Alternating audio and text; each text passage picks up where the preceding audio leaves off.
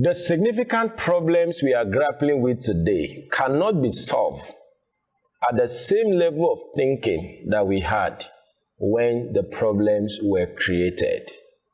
Let me say it again. The significant problems we are grappling with today cannot be solved at the same level of thinking we were engaged in when the problems were created. To keep doing the same thing over and over again and expect a different result is another definition of insanity. These are quotes that a lot of us are used to, but they are not just quotes, they are nuggets and wisdom for life. And these two quotes speak directly to what we want to talk about today, the thinking of a leader. This is the second shot at this very powerful thought I began sharing on this platform at the last episode. This is Leaders Arise, and my name is Demola Awoyele. Thank you for joining me again today. We began discussing leadership made simple. We are still on that word simple. Don't forget that I have a lot of things to share with you on this topic, but we are looking at the word simple. He said a leader is someone that is able to make complex things to be simple, while a problem is somebody that makes something simple complex. So you can ask, am I a problem or a leader? Am I a problem solver? Because a problem solver is a leader, all right? Or am I a problem myself? Then I said, we cannot solve problems without thinking. We cannot simplify complex stuff without thinking. So that led us to our last episode, where we spoke directly on the subject of thinking.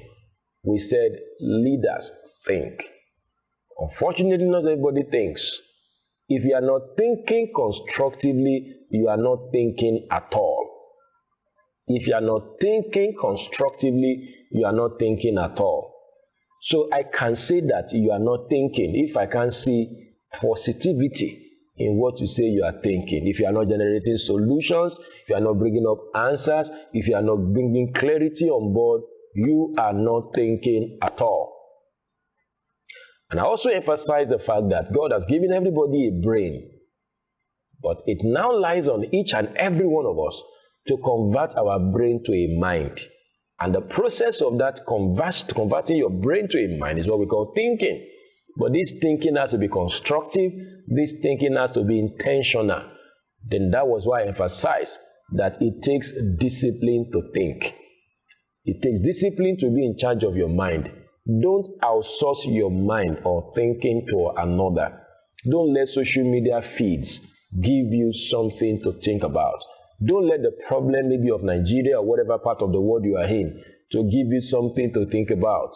Somebody might wonder, shouldn't we think about our problem as a nation? We should think about them if we want to actually bring solution. And some people just derive joy in, they just think about problem. This country is so, this country, they are just thinking. That's not the thinking I'm talking about. That's even reaction. Leaders don't react, they respond.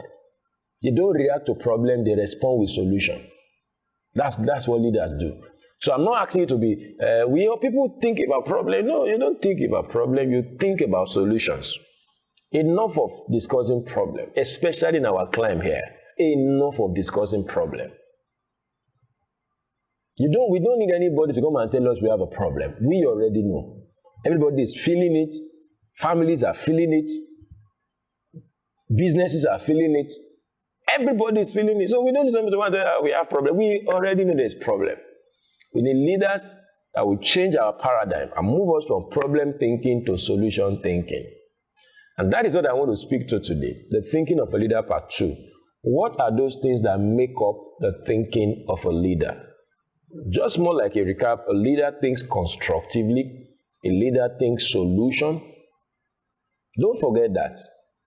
How do you know a leader in a space? Let me paint a scenario to you. Let's assume we get into a room now and we see everywhere flooded with water. And 4 guys or 4 people enter the room. You will know a leader among them by the way they talk and the way they think. One person might say, who did this? What kind of whatever is this? Another person can say, how do we get this water out now? And one of them can just say, okay, guys, let's get something. Let's mop this water, or let's check if the tap is leaking. That's a leader among them. They all met the same problem, but their response was different. One person was reacting. Other people were reacting, but one person responded with a solution. And that's how you know a leader. A leader responds with solution, not just react at problem. We can all react at problem from now to tomorrow. It doesn't change things. What changes things is our ability to think through solutions and bring them to bear. Now, I'm speaking that not just for the nation. It can be your business. You might be complaining the funds are not coming. The client base is reducing. The business climate is tough. Everybody knows that. And that's what is in everybody's lips. But you can change the paradigm by thinking solution. Okay, the funds are not coming. So how do we get them coming? That's the way a leader thinks. How do we get them coming? The client base is reducing. What is responsible for this? How do we rejig our operation and ensure that the client base jumps up again? That's how a leader thinks. That's how a leader thinks. So a leader thinks solution. Number 3, as the case may be, a leader thinks deep. This is perhaps one of the most important points I want to share on this platform. Most people don't think deeply. And treasures are not found on the surface. Treasures are found in the deep. Have you seen gold on the road before? Or diamond, you just pick them like stone? You would probably, most likely not find them as such. You want to find treasures, you want to find precious materials, you go to deep. So even this business of thinking is in levels. Some people just think for the sake of thinking. But anyone that must emerge as a leader, a great leader for that matter, must think deep. I don't know how best to explain that, but I would just say that to think deep simply means to push beyond the boundaries of your mind. Because your mind already has a boundary. Your mind is bounded or bound by the things you have gone through. So I learned in leadership that your mind is elastic. That's one powerful thought on this mind. It is elastic. You know what they call elastic? It can shift. It can move. Have you heard the rubber band before? You would think that the rubber band is like this, but if you engage it properly, it can stretch. So until you stretch your mind, you are not ready, you are not thinking as a leader. There's a way to think. Just think within the boundaries of your mind. That is not the way a leader shifts that boundary. It thinks deeper. And the good news is that the deeper you think, the clearer and simpler the solution. That's why I made mention of the fact that a leader does not only make complex things to be simple, he also makes simple things to be simpler. Can I say something today? Our world is not simple enough. Check any part of the world, any industry, any sphere. Whatever you think that is working can work better. Transportation can work better. Social media engagement or social media whatever can work better. Church ministry can work better. Just check the finest of whatever it is we are doing today. Oh, they try, we can do better. The people that gave us what they gave us, they stopped at that level of thinking. So that was what they were able to bring out. And can I even tell you that some people are even thinking beyond these same people, some of them are already extending their thinking. So that's why they keep coming up with upgrades. They keep coming up with other things. Because they didn't stop thinking actually. And that's why they won't stop leading. They didn't stop thinking. That's why they won't stop leading. And that's why some people will have to keep serving these people. You serve them with your monthly pay. You serve them with whatever. And that's not bad. It's not wickedness. It's the way life works. if you have to outsource your thinking to somebody else, you have to give out your money to them. Check whoever you are giving your money to today. There are people that are doing the thinking. So you exchange lack of thinking for money. You are not thinking, so you have to pay more. Well, that's what makes the world to work anyway. You may not be able to stop yourself from paying for some things, but would you also look at something you can think about that other people will keep paying you for? That's why people who are doing this, they don't complain. They don't say, I bought this Ferrari for so dollars. Because somebody thought about Ferrari. Somebody thought about electric vehicle. You understand? So they will give money for what somebody thought about. But whoever can give money for what somebody thought about has thought about something that some other people are giving money for. So it's an ecosystem. So it makes the world to work. But if you see people complaining, the price of gas is going up, the price of Ferrari. Have you seen a billionaire complain that the price of Ferrari has gone up? That's odd. Say, who send you? Who send me to go buy Ferrari? They don't think about the price. Why? Because they have money to purchase it.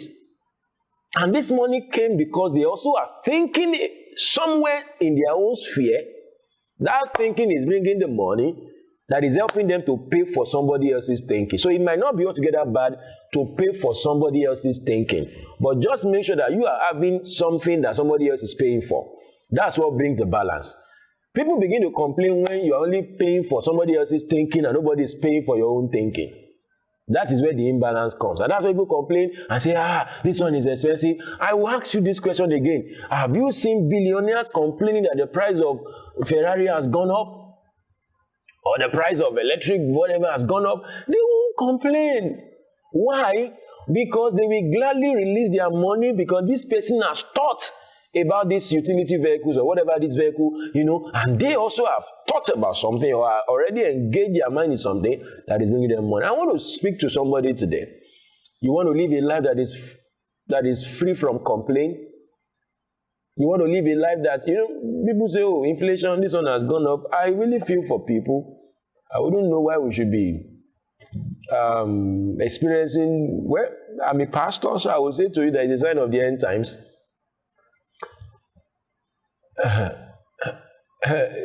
Things are still going to get expensive.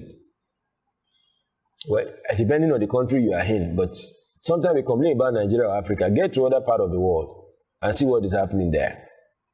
The economy of the world is not balanced. It's only that the imbalance is tilted more towards our side here, but it's almost everywhere.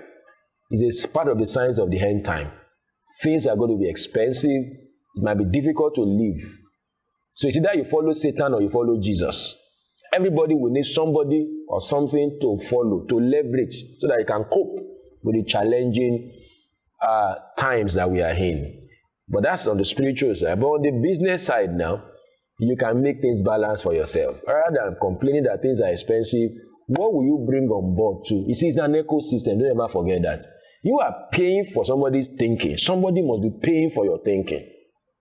If that is not happening, the thing is not balanced like we normally say in our balance here. And you now be complaining. That's why I asked you this question again. Have you seen any billionaire complaining that the price of Ferrari has gone up? Don't you think that those machines also go up in price? It's what doesn't concern you. It's not gas. It's not petty things that some of us are dealing with. Why would they complain? Because they have money to buy it. They have money to buy it. Some of them will even specify how it is they want it to be built. Custom build, they call it.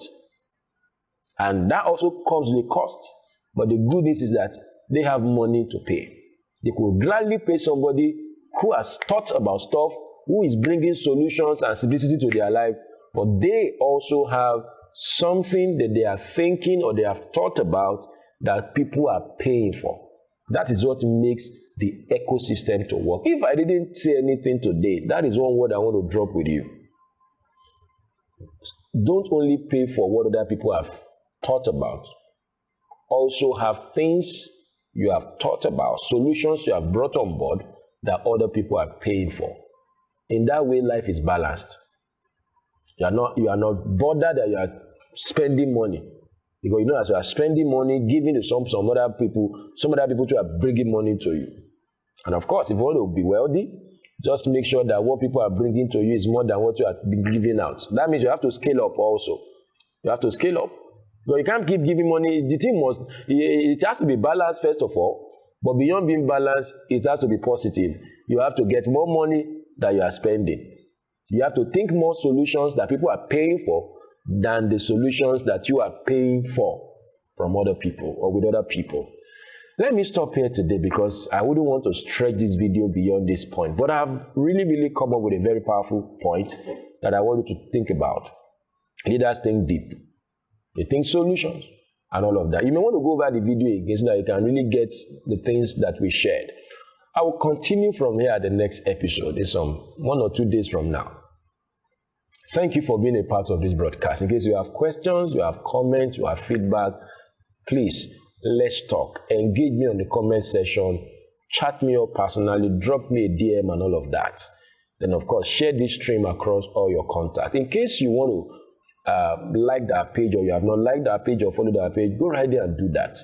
And let's meet again at the next episode. Bye for now.